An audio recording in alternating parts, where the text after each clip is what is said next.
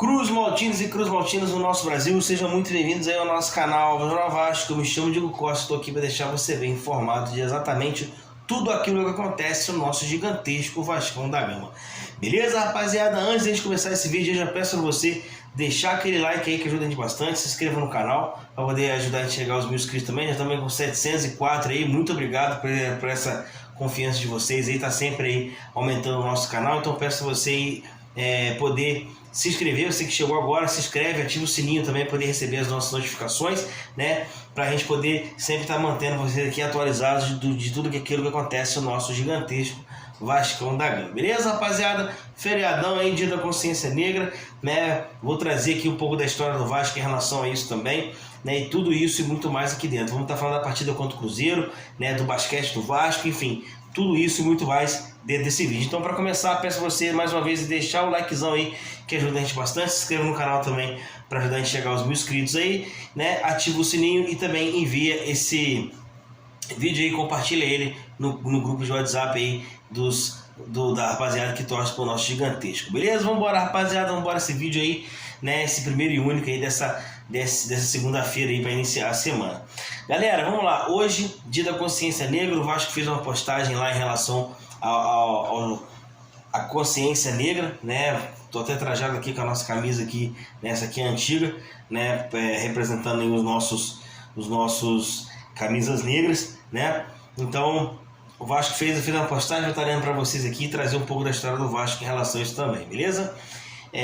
20 de novembro, Dia da Consciência Negra. Nessa data de celebração da memória negra, o Vasco da Gama reforça a importância de enfrentarmos sem medo o racismo diariamente, por respeito, igualdade, inclusão e equidade. Sempre resistiremos. É isso que o Vasco postou lá nas redes sociais, né? A gente sabe da história do Vasco em relação a isso. É o primeiro clube brasileiro em ter aceitado os negros e ter batido de frente lá contra a elite, né? Flamengo, Fluminense, Botafogo, América, Bangu, né? Que não queria deixar o Vasco jogar. O Vasco não fez parte dessa corda do passado, também não faz parte da corda do presente também, né? O Vasco bateu de frente contra esses clubes, né? Permanecendo numa liga inferior do que a deles, mas na época o Vasco se tornou o clube mais popular do Rio de Janeiro e com isso acabou que essa galera acabou cedendo para o Vasco e acabou não negando mais que o Vasco jogasse com negros e operários dentro do Campeonato Carioca da época. Com isso o Vasco passou a ser aí a principal chave para que negros e operários jogassem futebol desde aquela época até os dias de hoje também. Então o Vasco sempre muito pioneiro nessas causas, muito importante que a gente consiga ter isso em mente, ter isso em um pouco mais de consciência também, né, que o Vasco está sempre à frente nesse tipo de coisa e acaba sempre sendo pioneiro e acaba sempre levando o nome do Vasco acima de tudo e também com muito respeito aí a todo mundo. Então, nesse Dia da Consciência Negra, muito orgulho de ser Vasco, pelo Vasco ter brigado não só pelos negros, mas pelo ser humano, porque aquela rapaziada sendo pobre já não poderia jogar, seja ele branco, preto, né, qualquer coisa, né? Ele já não pode ser, ele sendo pobre já não poderia jogar. Se fosse negro, então piorou, né? Então o Vasco acabou acolhendo todo mundo, colocando todo mundo para poder jogar, bateu de frente com aquela mulambada lá de hoje em dia também, que acaba fazendo gracinha, lança até camisa igual aí, né, para dizer que era contra o racismo. E a gente sabe da história deles, todo mundo sabe, né, que é muito ocultado, né, o que a história deles diz,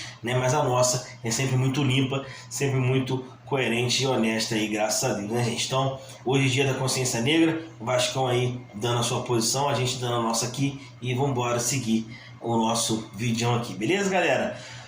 O Vasco, como todos sabem também, retornou ao NBB, né? O Vasco entrou em quadra ontem contra o time de Brasília, venceu o Brasília por 79-54, né, jogo em São Januário, lá no ginásio de São Januário, acompanhou o jogo aqui pela internet. O Vasco dominou amplamente a partida, né, começou meio complicado ali no começo, no primeiro tempo, no primeiro quarto, mas depois deslanchou, abriu ali, conseguiu vencer com uma certa facilidade e até com certa folga, né? Então 79-54 foi o placar final, do basquete do BB. O Vasco já está aí, agora sai, né, para poder pegar o Mogi no sábado, né, lá em Mogi Mirim, né, o próximo jogo do Vasco. Beleza, galera? Próximo assunto aqui é o seguinte: como todos sabem, né, gravamos aqui também mostrando para vocês, o Pedrinho é o nosso novo presidente, né? Com isso o Pedrinho já começa a articular algumas coisas de campanha, já começa a fazer alguma coisa. Se vai dar certo ou não é outra questão, mas já começa a costurar algumas coisas, e dentro dessa costura o Pedrinho quer ter alguns laços um pouco mais atrelados junto a 777 Partners. Lembrando que a 777 Partners já queria o Pedrinho para diretor de futebol. Pedrinho negou o convite para ser diretor de futebol, né, da SAF do Vasco, e logo depois veio a ser presidente do Vasco, eleito agora, né? Acredito que vai ser assim, acredito que esse ano não vai levar essa eleição para a justiça, acho que não tem nenhum porquê de levar, né? O Levin, que sempre foi muito honesto em tudo aquilo que fez para o Vasco, e mais dessa vez, apesar de ter perdido, não fez que nem os outros candidatos e levaram para a justiça. O Levin aceitou ali a derrota nas urnas, que foi legal, que foi justa, né? E o Pedrinho vai estar assumindo aí já em janeiro para poder articular isso. Mas isso o Pedrinho já está fazendo algumas coisas já por aqui, né? Aqui dentro, que eu falo dentro do Vasco, para que consiga de fato atrelar um pouco mais esse laço junto a 777 e tentar montar um time melhor para a próxima temporada. Mas tudo isso vai muito do que o Vasco vai render esse ano ainda. Porque o Vasco ainda briga para não cair, está na 16ª colocação do Campeonato Brasileiro, está com o mesmo ponto do Cruzeiro, que é o primeiro da zona de rebaixamento. A gente vence o Cruzeiro no saldo de gols e no número de vitórias. Temos um jogo atrasado contra o próprio Cruzeiro já na quarta-feira. Vamos estar falando desse jogo um pouco mais além aqui desse vídeo, né? Nesse próprio vídeo mesmo vamos estar falando dessa partida. Enfim, a gente precisa primeiro resolver o nosso assunto esse ano, que é permanecer na Série A, né? Se o Vasco venceu o Cruzeiro, né? Daqui a pouco eu falo, não vou nem entrar nisso ainda, né?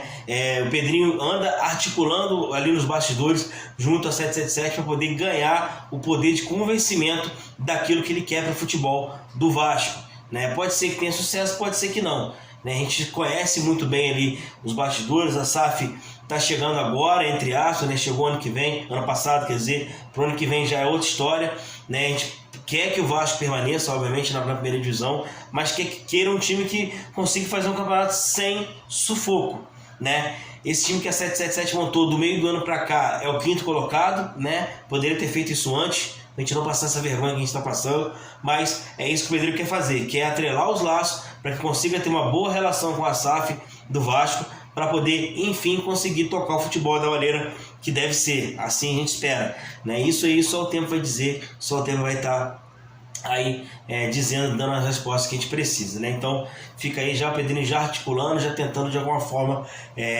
se intrometer aí, no bom sentido, na SAF do Vasco. Beleza, galera?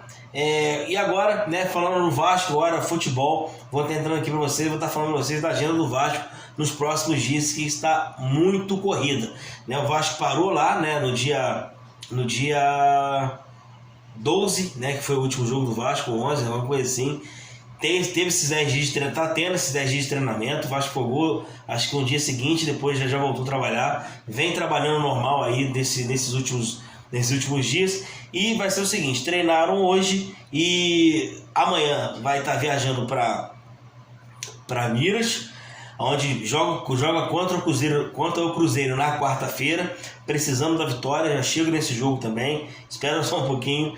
Depois viaja de Belo Horizonte, vai a Curitiba para poder enfrentar o Atlético Paranaense já no sábado, né? Já lá na Arena da Baixada.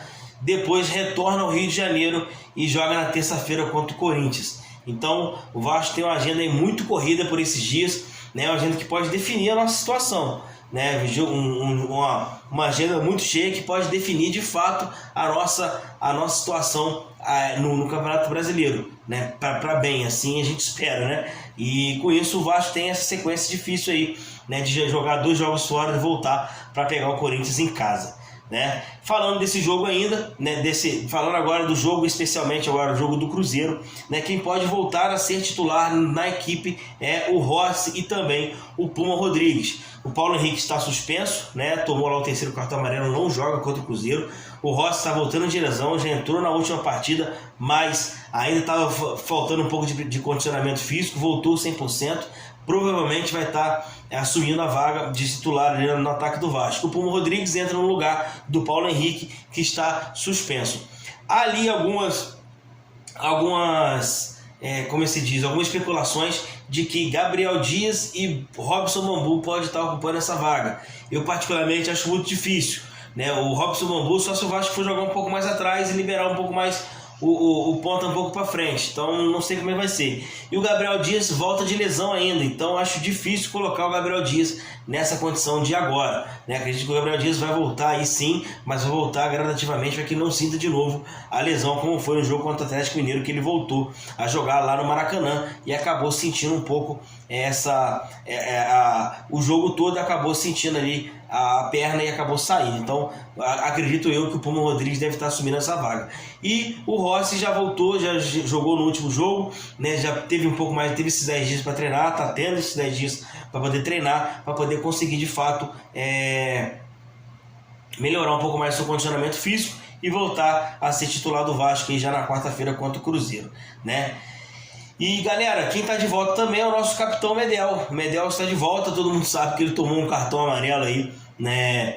Meio que de propósito, né? Eu acredito que tenha sido, que ele até deu uma risadinha depois, mas ele já está de volta ao Brasil, já postou foto com a gringaiada toda lá, né? Com o Sebastião, com o Capasso, o Orediano e também o Puma Rodrigues, né? E o Orediano, cara, eu vou ser sincero para vocês aqui, né? Disseram aí que ele estava com a parada lá de querer engessar o braço, etc, etc.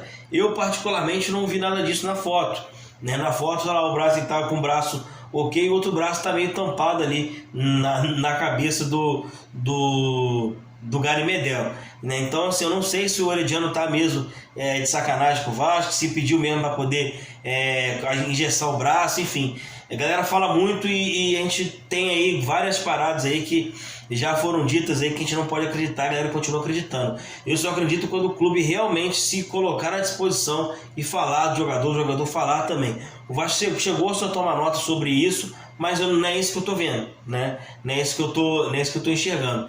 Vamos esperar para ver se de fato é verdade, o Orediano não joga mais esse ano, muito difícil, né? Porque só vai tirar o gesso, acho que daqui a um mês e pouco, então já acabou o Campeonato Brasileiro, né? A gente estava com uma esperança muito grande em cima dele, até porque é a contratação mais cara do Vasco no ano, né? Então a gente esperava um pouco mais dele, mas acredito que tem que ter um pouco de paciência com o atleta, até porque ele não se adaptou direito, né? E também ele não vinha jogando, né? Então assim, não é aquele desfalque gigantesco que a gente chora aí, por que não vai jogar e tal. Acho que não é nada disso, né? A gente precisa ter um pouco mais de paciência e ver o que vai acontecer daqui para frente, até porque nem jogando com frequência ele estava, né, gente? Então, para completar aqui, falando da série A Mão do Eurico, né, na Globoplay, eu assisti a série toda, achei a série bacana, legal, bem feita, mas faltou vários detalhes da vida do Eurico, vários detalhes ali que a rapaziada não colocou, né? Vários detalhes ali que a gente poderia listar para vocês aqui, né? Que eu acho que o Sérgio Frias, acho que até ele fez, vou tentar achar para vocês aqui rapidinho, né? Mas muitas das coisas ali colocaram muito o Eurico como um vilão, né? Para variar, né? Mas eu acho que não é bem por aí. O Eurico, ele teve ali os seus altos e baixos dentro do Vasco, e ele acabou, na minha opinião, sendo melhor para o Vasco do que mal. Obviamente ele se perdeu um pouco nas suas falas, nas suas atitudes, né? Ele se perdeu um pouco, com isso atrelou a imagem do Eurico com a imagem do Vasco, acabou que deu esse rolo todo aí, mas eu acredito que a série em si ela ficou bem feita, né? A gente, quem puder assistir, assista, tá bem bacana, tá bem legal. Eu acho que se o Vasco tivesse o Eurico Miranda hoje, assim, com poder no futebol, aí difícil que essas pataquadas que acontecem com a gente aí, com árbitro, Maracanã, essas coisas todas, tivesse acontecido aí. Eu acho que se tivesse o Eurico bom em estado pleno de saúde, no auge dele, eu acho que isso não deveria estar acontecendo ali no Vasco, mas eu acho que a gente precisa enaltecer aquilo que Eurico fez de bom para o Vasco, que foi muita coisa. Ele é o maior dirigente vencedor da história do Vasco. Isso não tem como negar, né, que isso é a história do Vasco. A história do Vasco se encontra com a história do Eurico, né, e com isso a gente tem aí o maior vencedor por dirigentes ali dentro do Vasco. O Eurico é o maior deles. E no Brasil, acho que todo mundo queria ter um dirigente igual esse que briga pelo time o tempo todo. Tá certo que ele errou bastante, não estou dizendo que ele foi perfeito, né? Ele errou bastante sim, mas ele acertou muito mais do que errou, assim, eu imagino que seja, até porque pelo título que a gente tem, né? Eu acredito que ele participou de boa parte, né? Fez as cagadas dele, como a parada lá na logo do SBT, que todo mundo gostou na época, né? Mas depois a gente viu o prejuízo que deu, enfim. Tudo isso a gente atrela ao Eurico. Para mim, foi um bom dirigente, foi um cara que fez bem pro Vasco, com seus acertos e com seus erros também. Beleza, rapaziada? Eu vou ficando por aqui. Vou pedir para você deixar aquele likezão que ajuda a gente bastante. Se inscreva no canal também para poder ajudar a gente a chegar aos 1000 inscritos. Eu volto aí a qualquer momento com mais notícias do nosso gigantesco Vascão da Gama. Beleza, rapaziada? Grande abraço a todos. Valeu!